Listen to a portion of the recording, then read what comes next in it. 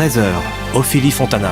Bienvenue à vous à la une de l'actualité. Des embouteillages à n'en plus finir. L'autoroute E40 a été fermée en partie. Un camion a pris feu tôt ce matin et nous serons sur place en direct avec Benjamin Vorporten.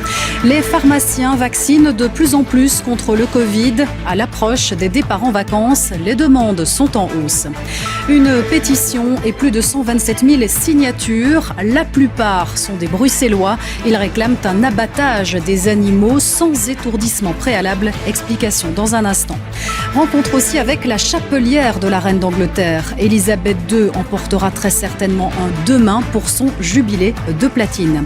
Et puis l'émotion et la joie de Rafael Nadal. Il n'était pas favori face à Djokovic, mais l'Espagnol a décroché sa place en demi-finale de Roland-Garros. Retour sur un match épique.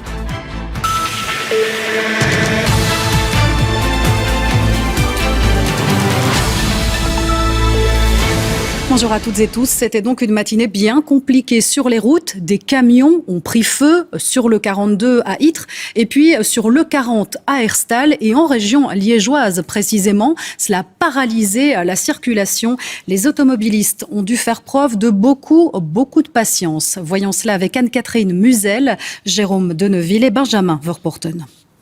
Il ne reste rien du camion accidenté. La cabine de pilotage et la première remorque sont complètement calcinées. Les services d'intervention sont arrivés à l'aube et désormais, ils doivent évacuer la paille transportée par le camion. Une mission complexe qui nécessite l'intervention de la protection civile. Les pompiers ont été à la paille qui a brûlé. Alors ils se sont fait aider par le maître pour évacuer la paille, mais ils sont à court de benne. Et ils n'ont pas les engins spécifiques pour ramasser la paille qui est au sol. Et on va l'emmener à Lambay, donc seconde décharge à Accourt. Cette paille est très inflammable. Voilà qui explique la puissance du feu filmé cette nuit par des automobilistes. Quelques heures plus tard, les fils s'accumulent. La police ferme l'autoroute en direction de Bruxelles.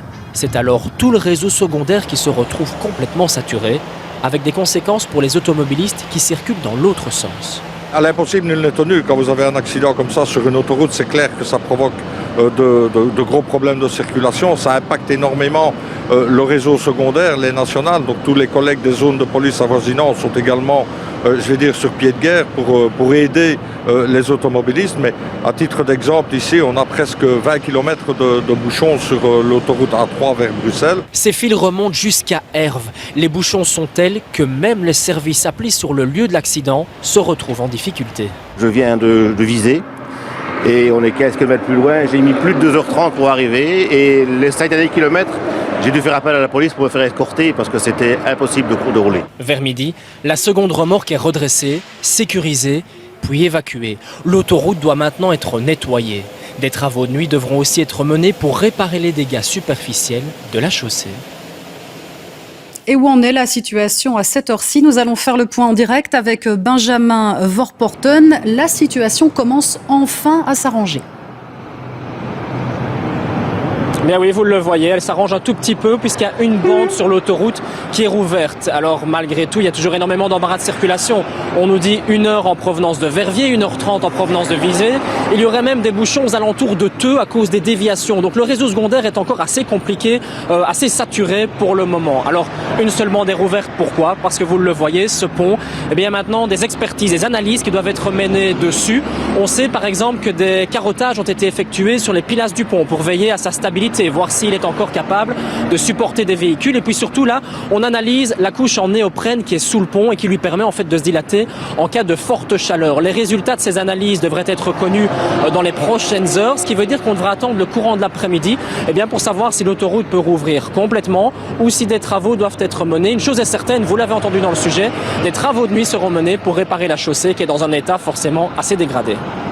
Merci beaucoup pour toutes ces précisions en direct, Benjamin. Et puis, avis aux automobilistes encore, le prix de l'essence 95 atteindra un nouveau record demain, 2,138 € le litre du jamais vu.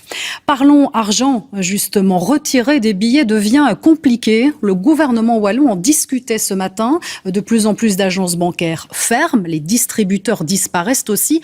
Et c'est la crainte à Ivoire. La commune a donc décidé de se mobilisés. Déborah Capel, Guillaume Latour et Benjamin Braun sont allés sur place. Depuis ce matin, les clients de cette agence ne parlent que de cela. La fermeture possible de la banque inquiète surtout les plus âgés. Il faudrait peut-être faire la file. On l'a fait déjà ici, donc vous voyez, je viens de passer le 6e là maintenant. S'adapter à notre âge, on ne sait plus, monsieur. Dans les commerces de la localité, la disparition des distributeurs de cash est clairement une mauvaise nouvelle. Il y a quand même encore des gens, comme on l'a pu le voir précédemment, qui payent en liquide, des personnes d'un certain âge. Et donc c'est un service à la population qui disparaît. Outre le fait qu'on puisse retirer de l'argent en liquide, il y a toutes les autres opérations, les virements, et je suis un utilisateur du système virement à l'agence bancaire. À terme, la commune pourrait n'avoir qu'un seul distributeur dans un autre village. Trop peu pour les autorités communales. Ici sur Ivoire, nous avions jusqu'à quelques années encore 3 agences bancaires en plus de la Banque de la Poste. Et actuellement, il ne reste plus qu'une seule agence bancaire. Donc on sent très fort l'accélération de la disparition des agences. La rationalisation dans un réseau mutualisé par les grandes banques devrait assurer un service minimum. Mais ce réseau baptisé Bateau-Pain a des effets pervers, selon le gouvernement wallon. Bateau-Pain, ce n'est pas la solution miracle, c'est bien présenté, mais ça vise tout de même à diminuer les points de distributeurs de 5000 à 2400. C'est une sérieuse diminution de services à la population et ce n'est pas le type de société que nous voulons. Entre 2008 et 2019, le nombre d'agences bancaires est passé de 8260 à 4700. Le mouvement devrait encore s'accélérer. Gros plan sur un phénomène en hausse chez nous, le vol de vélos. Depuis le Covid, la bicyclette s'est imposée. Elle est souvent électrique aujourd'hui et les voleurs en ont fait une cible. Difficile pourtant de combattre cela. Investigation a mené l'enquête. Elle est signée Emmanuel Allard. Les chiffres sont impressionnants. Plus de 100 000 vélos volés par an en Belgique. Cela fait près de 300 par jour. Si les bicyclettes les plus chères disparaissent souvent hors des frontières, pas mal de vélos volés se retrouvent sur des brocantes, comme ici à Bruxelles, près du canal, le dimanche, au marché matinal. On y trouve un peu de tout, mais surtout des vélos plus que louches. Il y a le chargeur? Non, il n'y a pas. C'est vous qui avez la clé de la... Il n'y a pas, mon ami. Il n'y a pas la clé là? Il n'y a pas la clé, il n'y a pas l'écran, il n'y a pas le chargeur. Et ça, neuf, ça coûte combien? Le vélo, ouais. C'est 4200 €. Ah ouais, vous enlevez 1 € en fait. Des vélos suspects à des prix planchers, la police de Bruxelles XL connaît le problème. Elle a déjà fait plusieurs descentes sur place. La dernière opération qu'on a fait à la brocante de Mabru, il y avait une 80aine de vélos qu'on avait embarqués. Donc des vélos qui étaient présumés volés ou avérés volés. Des bicyclettes à des prix anormalement bas, on en trouve aussi sur des sites de vente comme Marketplace et deuxièmemain.be. Ça peut être tentant, mais les acheteurs s'exposent à des poursuites. Si vous achetez un vélo, par exemple, dont la batterie manque, ou la batterie est attachée, mais le vendeur ne possède plus la clé, ça peut être une indication qu'il s'agit d'un vélo volé. Vous regardez les traces. Est-ce qu'il y a, par exemple, un cadenas fixe sur le vélo qui a été fracturé, même avec une explication du vendeur qui dit « Ouais, mais j'ai perdu la clé, j'ai dû scier », ça peut être une indication.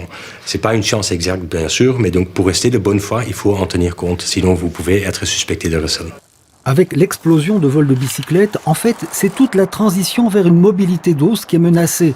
Surtout à Bruxelles, où l'ambition est de tripler le nombre de déplacements à vélo d'ici 2030. C'est vrai que c'est un réel enjeu. On veut évidemment encourager les modes actifs, la marche et le vélo en ville, mais on sait qu'un obstacle très important pour les cyclistes, c'est le vol des vélos. Ce sont des réponses à donner parce que les gens qui ont un vélo qui est volé, pour les nouvelles cyclistes, 1/3 ne se reprennent pas un nouvel vélo et s'arrêtent à rouler à vélo. Depuis le début de cette année, une amende de 250 € est infligée pour les cas de vol en flagrant délit. Pas sûr que ce soit suffisant pour dissuader des voleurs déterminés et de mieux en mieux équipés.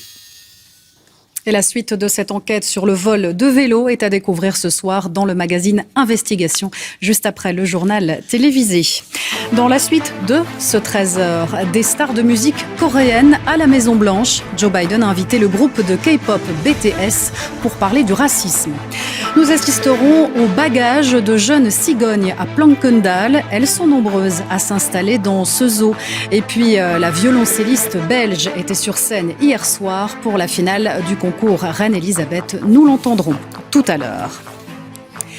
Mais tout d'abord, le Royaume-Uni est en effervescence. J-1 avant le jubilé de platine, 70 ans de règne pour Élisabeth II. Ça se fête et même le site préhistorique de Stonehenge, vous le voyez, s'associe à l'événement. Des portraits de la reine sont projetés sur les pierres.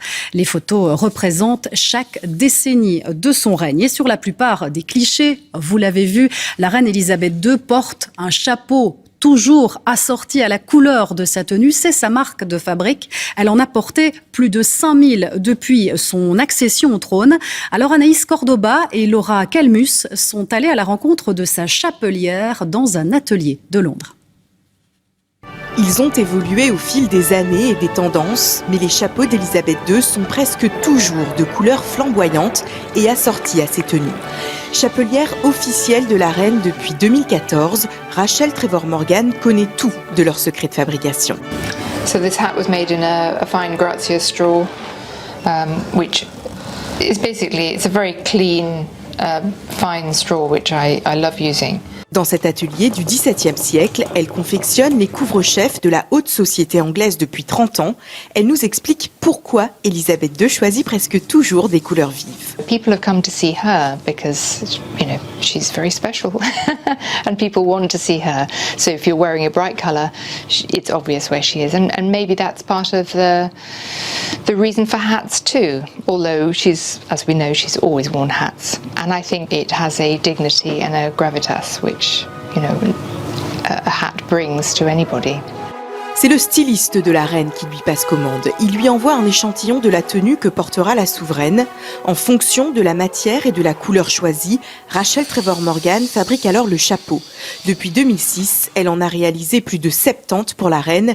Elle sait donc parfaitement ce qui lui va. I've used for many people, but it's one that I do quite often use for the Queen because it's a very good shape for her. And millinery is all about getting the right balance and I suppose you working out what shape works for what person. So, you know, this shape works well for her. Base du chapeau, plumes, fleurs, tout est réalisé à la main et chaque création demande des heures de travail minutieux. It requires a very steady hand and a good eye to cut those lines incredibly straight.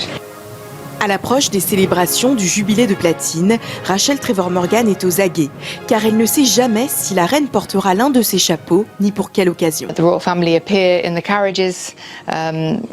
We don't know, and we're watching the television along with everybody else and holding our breath and hoping that the colour means that it's our hat. Et elle n'est pas la seule à se demander ce que portera Élisabeth II pour le jubilé de platine. Les Britanniques adorent parier sur la couleur du chapeau de la reine lors des grandes occasions. That is such an important and difficult question. I would say lilac. Why? Because I think it's platinum jubilee, you go with something sort of, but silver is not so flattering at her age. I think lilac. Our Majesty usually likes to have very colourful dresses and hats, but maybe as it's the Platinum Jubilee, she might go for something a bit more silvery. Quelle que soit sa couleur, le chapeau devra être à la hauteur de l'événement. Jamais un souverain britannique n'a atteint 70 ans sur le trône. Et la réponse pour la couleur du chapeau, c'est demain sur les antennes de la RTBF pour vivre ce jubilé de platine avec Patrick Weber et Cyril Deté. J'ai le plaisir de vous donner rendez-vous dès 9h sur la Une télé. Nous poursuivons avec ce premier ouragan de la saison qui a touché le Mexique. Nous en parlions déjà hier, mais le bilan a évolué. Il y a des morts à présent. 10 personnes ont perdu la vie et une vingtaine d'autres sont portées disparues après des vents violents. Heureusement, la situation devrait se calmer. Agatha a été rétrogradée en tempête tropicale. Et voilà pour un autre tour de l'actualité. Dans un instant, la météo de Stéphane Piedboeuf. Juste après vos affaires conclues, je vous souhaite donc de passer un très bon après-midi avec nous sur la Une. Demain, je vous retrouve donc pour le jubilé de platine et au 13h, vous avez rendez-vous avec Sacha Daout. À bientôt.